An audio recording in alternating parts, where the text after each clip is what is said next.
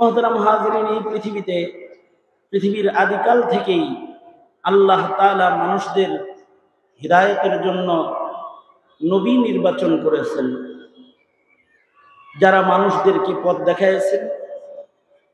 বাবা আদম থেকে শুরু করে আমাদের নবী আলাইহিস সালাতু ওয়াস সালাম পর্যন্ত লক্ষাধিক নবী রাসূল যারা পৃথিবীতে আগমন করেছেন, যারা এই পৃথিবীতে আল্লাহর নির্দেশে পয়গম্বর হয়ে এসেছেন, মনোনীত মানুষ হিসেবে যারা আবির্ভূত, তারা সকলেই মানুষকে আল্লাহ পর্যন্ত পৌঁছার পথ দেখাইছেন, আল্লাহ তাআলার পরিচয় মানুষের কাছে তুলে ধরেছেন। নবীরা মৌলিকভাবে দুটি জিনিস নিয়ে এসেছেন। নবীরা তাওহীদের ইলান নিয়ে, বার্তা নিয়ে আগমন করেছেন। এক আল্লাহর পরিচয়, তাওহীদ ও একাত্মবাদ শিক্ষা দিয়েছেন। জাতি যখন বহুত্ববাদের দিকে ধাবিত, নবী তখন একাত্মবাদের ইলান করেছেন এবং এক আল্লাহর পরিচয়কে জমিনের মানুষের সামনে তুলে ধরেছেন। নবীরা তাওহীদ শিখাইছেন, বহুত্ববাদকে মানুষের হৃদয় থেকে সরায়ে একাত্মবাদ মানুষের হৃদয়ে স্থাপনের মেহনত সকল পয়গম্বররা করেছেন। বিধায়ী সকল পয়গম্বরের কালিমা লা ইলাহা ইল্লাল্লাহ। আমাদের নবী আলাইহিস সালাতু ওয়াস সালাম একাত্মবাদের ইলান নিয়ে এসেছেন।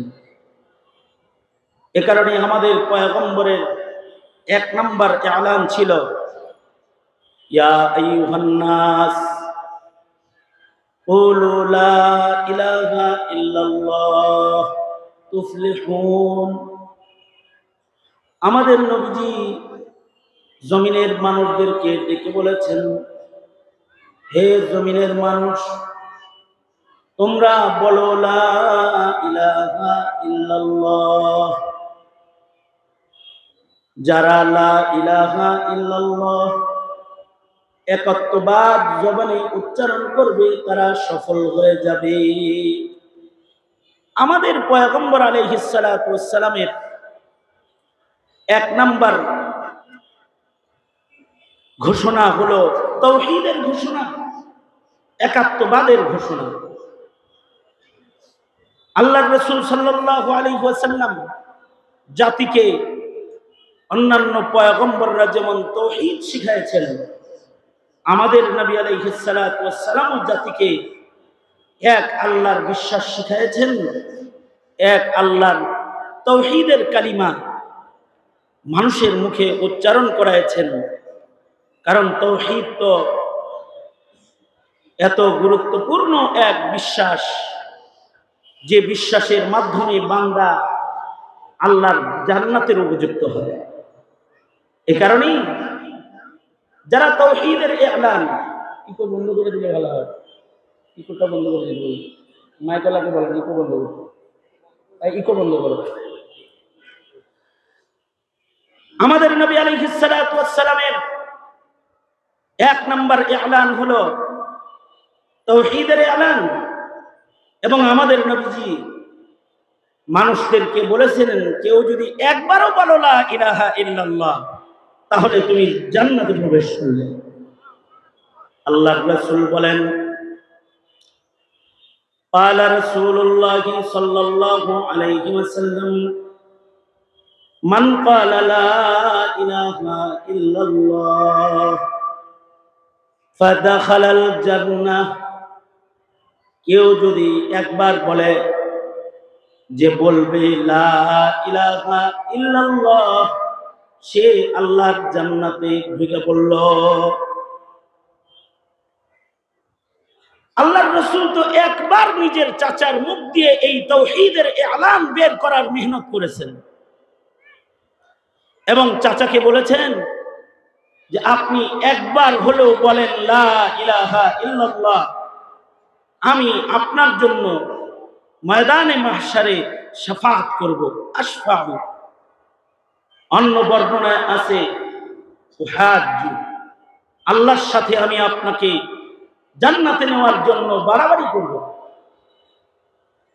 জোরাজোরি করব আপনাকে জান্নাতে পৌঁছানোর জন্য। এ কারণেই তাওহীদের কালিমা যারা একবার পড়েছে তারা যদি জিন্দেগিতে এক আল্লাহর গোলামি এক জাররাও না করে, যদি কোন রকমের তাওহীদটাও কেউ কবরে নিয়ে যায়, আল্লাহ তাআলা তাকেও এই পৃথিবীর 10 পৃথিবীর রাজত্বের সমান জান্নাতের রাজত্ব দান করবে, শুধুই মাত্র তাওহীদের বদলায়। আর তাওহীদবাদী একজন মুমিন যে একবার পড়েছে লা ইলাহা ইল্লাল্লাহ এবং এই তাওহীদের এই ইলানের উপরে সে অটল অনড় ছিল, বিশ্বাস নষ্ট করে নাই, তাওহীদ আর একাত্মবাদকে সে নষ্ট করে নাই। যদি নষ্ট না করে, তার কোন আমল যদি নাও থাকে, আল্লাহ তাআলা তাকে দোজখে দিলেও তার দোজখের বিভিন্ন হালাত আছে। এক নম্বর হালত তো দোজখের 7 স্তরের একেবারে উপরিভাগের কম আযাব যেখানে, সেখানে তাকে দেয়া হবে তাজকিয়াতান, পুত পবিত্র করার জন্য। আনোয়ার শাহ কাশ্মীরি বলেছেন যে আগুনের প্রথম স্তর যেটা জাহান্নামের, সেখানে তাকে রাখা হবে। আর অন্যদেরকে, যারা মুশরিক, যারা আল্লাহ পাকের সিফাতে আক্রমণকারী, আল্লাহ পাকের একাত্মবাদে আক্রমণ করে যারা বহুত্ববাদের পূজারী, তাদেরকে দোজখের নিম্ন স্তরে রাখা হবে। কারণ তাওহীদবাদীদেরকে কোনো না কোনো সময়ে, কোনো না কোনো ভাবে আল্লাহ তাআলা তার বদআমলির সাজা শেষ হইলে বের করে জান্নাতে আবার প্রবেশ করাবেন, আশা করা যায়। একবারও যদি সে বলে লা ইলাহা ইল্লাল্লাহ। এ কারণে মুমিন যারা তাওহীদবাদী তারা থাকবে জাহান্নামের প্রথম স্তরে, 7টা স্তরের পয়লা স্তরে। ইহুদ ও নাসারারা যারা আল্লাহর সিফাতে আক্রমণকারী, তারা থাকবে জাহান্নামের দ্বিতীয় তৃতীয় স্তরে।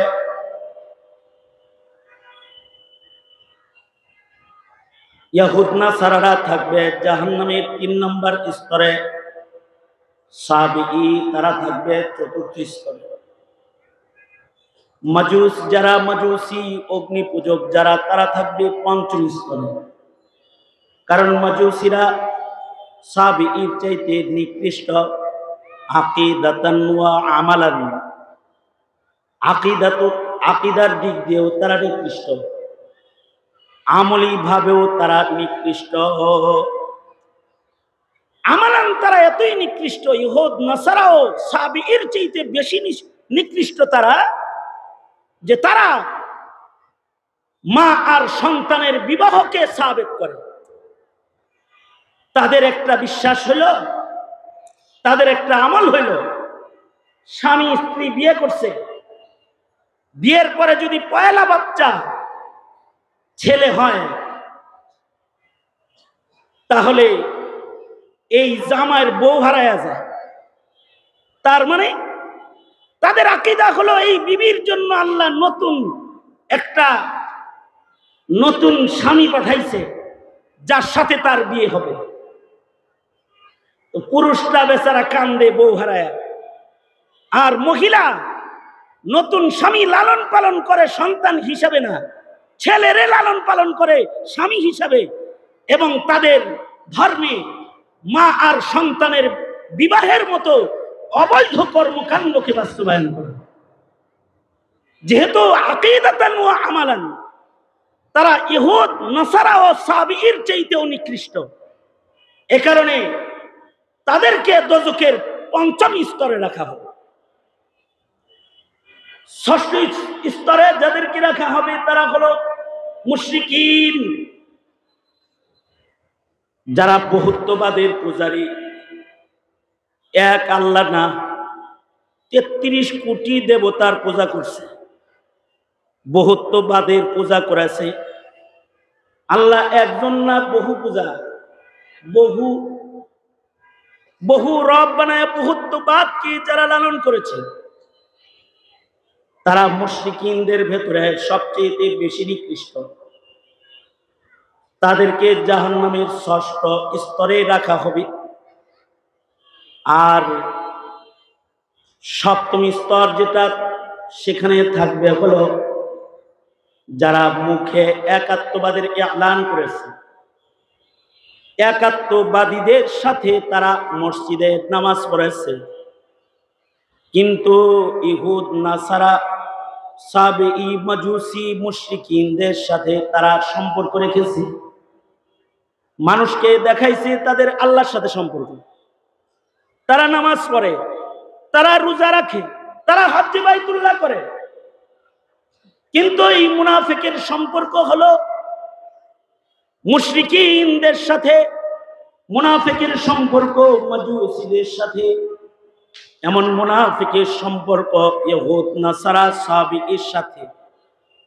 এ কারণে এরা আকীদাতান, তারা এই 6 গ্রুপের চেয়ে আরো বেশি নিকৃষ্ট। তাদের ভেতর একরকম, বাহির আর এক রকম। এ কারণে এদের প্রতি আল্লাহর গুসা সবচেয়ে বেশি। ইন্নাল মুনাফিকিনা ফিদ দারকিল আসফালি মিনান নার। এ কারণে মুনাফিক যারা, এরা থাকবে দোজখের সর্বনিম্ন স্তরে। মুনাফিক মুনাফিক হলো মুখে বলে এক আল্লাহর কথা, ভাবে দেখায় এক আল্লাহর গোলামীর চিত্র, কিন্তু হৃদয়ের সম্পর্ক ইহুদের সাথে, নাসারার সাথে, সাবিঈর সাথে, মাজুসির সাথে, মুশরিকের সাথে সম্পর্ক। বিগত 16 বছর ওয়াজ মাহফিলে এলান শুনেছি যে আমাদের মাননীয় প্রধানমন্ত্রী শেখ হাসিনা তিনি তাহাজ্জুদ নামাজ পড়েন, তিনি 70 রাকাত নফল নামাজ পড়েন, তিনি ইশরাকের নামাজ না পড়ে জয় নামাজ থেকে উঠেন না, তিনি প্রতিটি উপজেলায় একটি করে মডেল মসজিদ নির্মাতা, আল্লাহ প্রেমিক এক আল্লাহর খাস দাসী। এগুলো হলো ওয়াজ। কিন্তু 5ই আগস্টে আমরা দেখলাম মক্কা মদিনার মুনাফিকদের সম্পর্ক যেমন মসজিদে নববীতে বসে মুশরিকিনে মক্কা ও ইহুদ নাসারাদের সাথে, ঠিক আমরা লক্ষ্য করলাম এই রাবেয়া বসরি তার কর্মীরা যতই আলান করেছে সব মিথ্যা, সম্পর্ক আল্লাহর লগে না, মুশরিক দিল্লির লগে।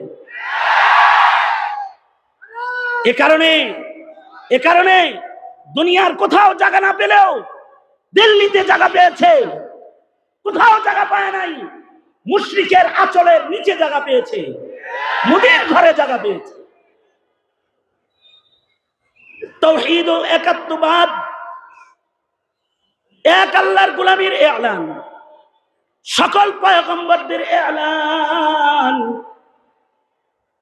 আমাদের সরওয়ারে দো আলম নবীর এলান, কুলু লা ইলাহা ইল্লাল্লাহ।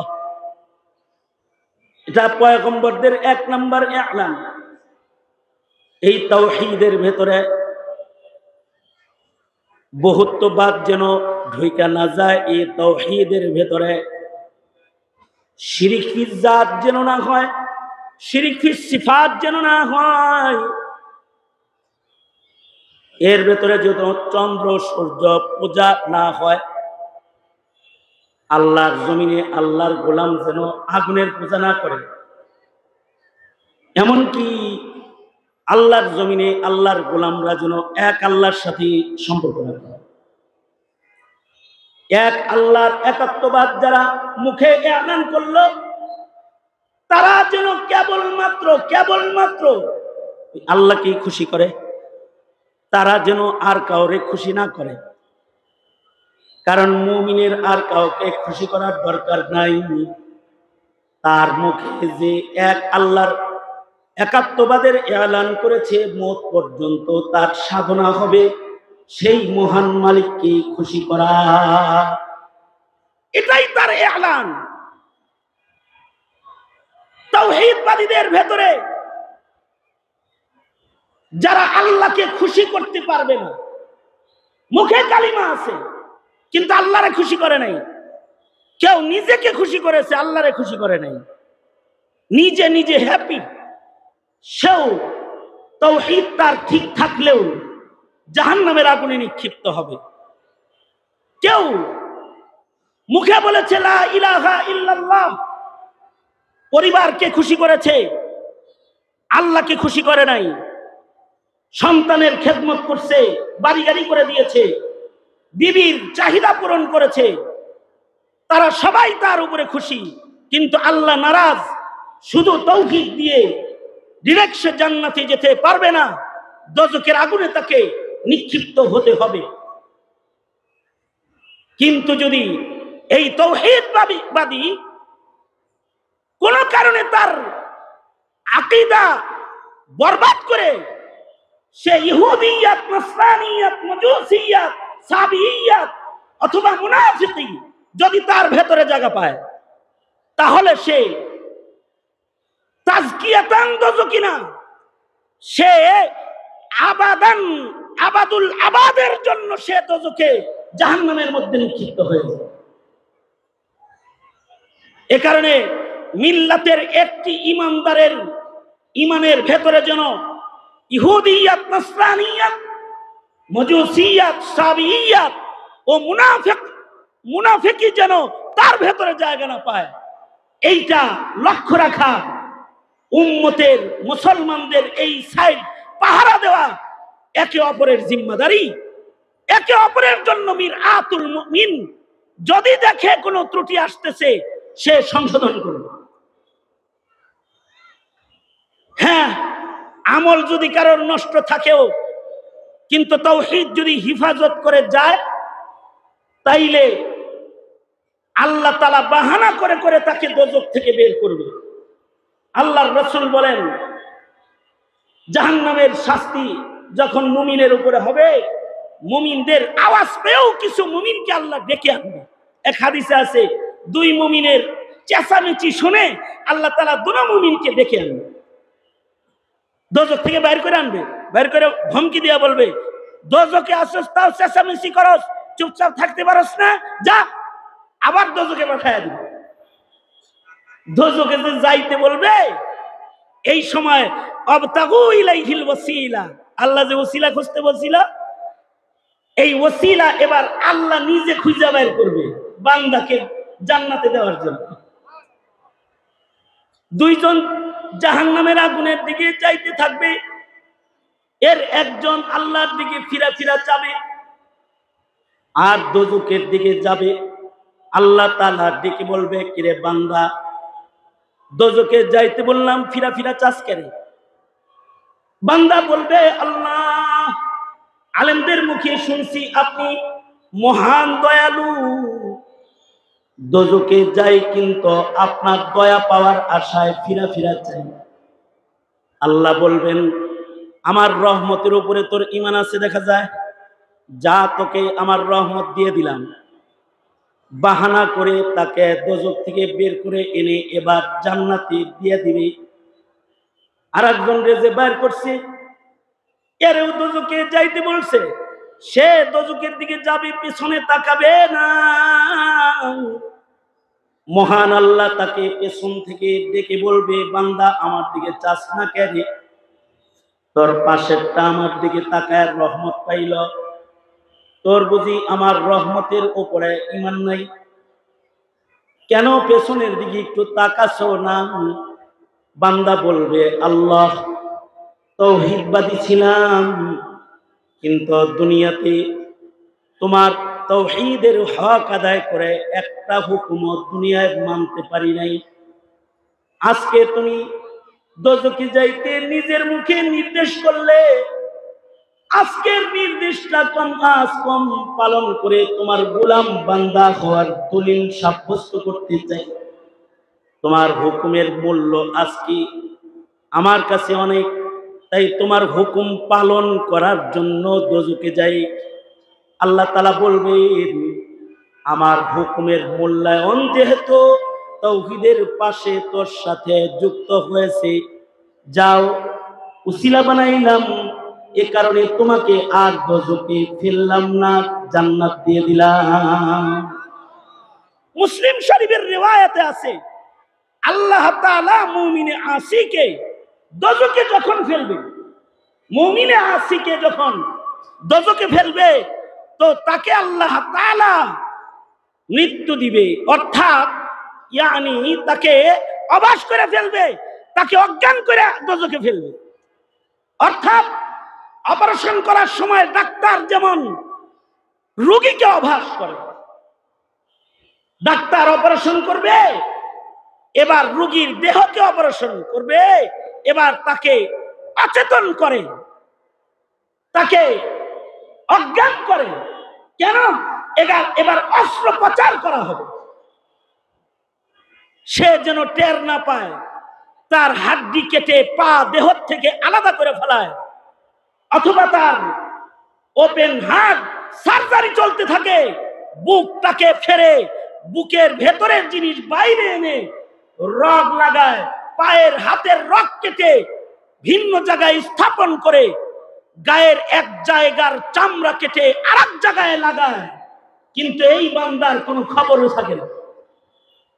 যদি কেউ ইহুদিয়ত লালন না করে, যদি কেউ নসরানিয়ত লালন না করে, যদি কেউ মজুসিয়ত লালন না করে, সাবিয়ত যদি লালন কেউ না করে, যদি কেউ হিন্দুত্ববাদ লালন না করে, একত্ববাদ হিফাজত করে কেউ যদি কবরে যায়, তাতেও আল্লাহ তাআলা আশা করা যায় হতে পারে যে তাকে দোজখে দিবেন, কিন্তু অজ্ঞান করে দোজখে দিবেন।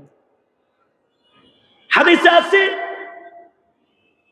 বান্দাকে যখন আল্লাহ তাআলা দোজখের আগুনে পোড়ায়া তার বদ আমলের শাস্তি দিয়ে ফেলবেন, বান্দার পুরা দেহটাকে এবার আল্লাহ তাআলা দোজখ থেকে বাইর করবেন, বাইর করে তাকে আবার হুঁশ দান করবেন, তাকে আবার সাধারণ জীবন দান করবে।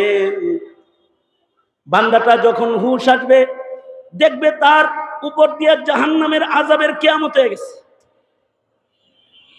তার পাপের শাস্তি তার উপরে প্রয়োগ হয়েছে। আল্লাহ তাআলা এবার বান্দাকে নহরে হায়াতের পানি দিয়ে গোসল দিবেন। নহরে হায়াতের পানি দিয়ে গোসল দিয়ে দিলে তার গায়ের কালো চামড়াগুলো আবার শুভ্র সাদা বর্ণের জান্নাতি রং তার ভেতরে আসবে। জান্নাতি রঙের নওজোয়ান যুবক যুবতীর আকৃতি তার হবে। আল্লাহ তাআলা এবার বলবেন, গুনাহ করছিলি দেখা তাই একটু তাজকিয়াতান দোজখে রাখলাম, কিন্তু তাওহীদ ঠিক রেখেছিলি, একাত্মবাদ নষ্ট করিস নাই, এ কারণে আমি আমার বন্ধু বানায়া তোকেও জান্নাত দিলাম।